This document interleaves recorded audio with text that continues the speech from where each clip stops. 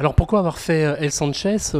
Parce qu'on s'est rendu compte que le jeu d'échecs avait vraiment une dimension qui dépassait le cadre de la compétition et qu'il y avait vraiment un vrai sens à, pourquoi pas, aider des personnes en situation de souffrance pour des raisons de maladies d'Alzheimer, maladies cognitives ou tout simplement d'autres maladies beaucoup plus graves. On pense que le jeu d'échecs peut aider à lutter contre la maladie. D'ailleurs, ça sera le thème des tables rondes qui vont être organisées ici même à l'Institut Imagine.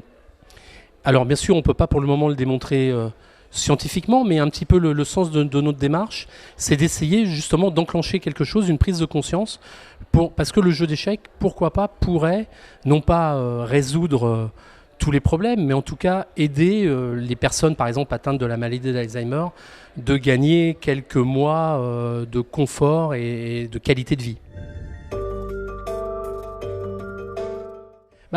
Message à lui faire passer, et je pense qu'il l'a bien entendu ce soir, c'est qu'effectivement que la fédération sorte un petit peu de ces classiques, si je puis dire, c'est-à-dire les compétitions par équipe, championnat de France, ce que nous impose un peu d'ailleurs notre ministère de tutelle, mais qu'elle ouvre un petit peu des satellites, et notamment le secteur de la santé, parce que tout simplement, on a une population vieillissante, donc c'est garder nos seniors le plus longtemps possible dans les clubs, c'est un enjeu parce que souvent ce sont eux qui tiennent un club, hein, ce pas forcément les salariés qui sont dans les écoles à donner des cours.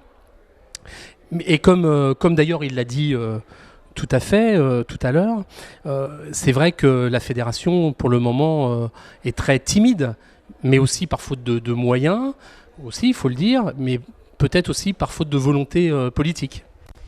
Oui, ça, je rejoins tout à fait ce que dit Jean-Claude.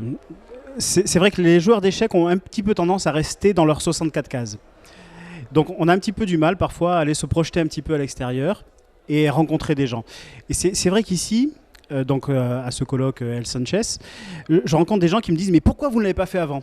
Pourquoi vous ne le faites pas ?» Mais ça paraît évident. Ils le font sur le yoga, sur la méditation, sur plein de choses, mais ils n'ont pas encore intégré que le jeu, en général, et le jeu d'échecs en particulier, pouvait servir, notamment, donc, tout ce que vient de dire Jean-Claude, donc retarder le vieillissement des fonctions cérébrales.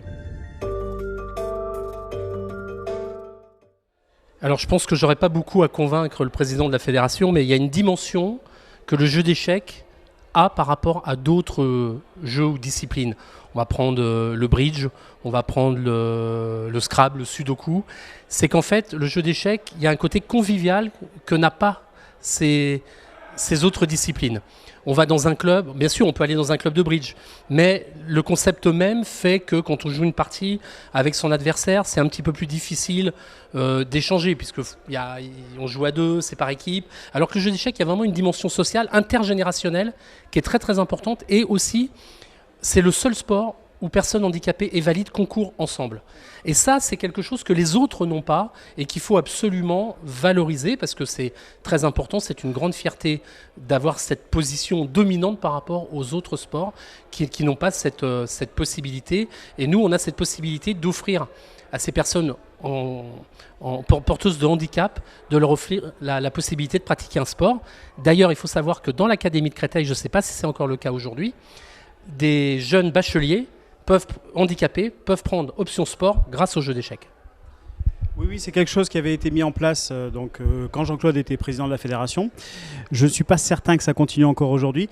En revanche, sur le public handicapé, c'est vrai que chez nous, on le fait de manière très naturelle. En fait, on intègre de façon évidente les joueurs handicapés dans les tournois, y compris des joueurs non-voyants.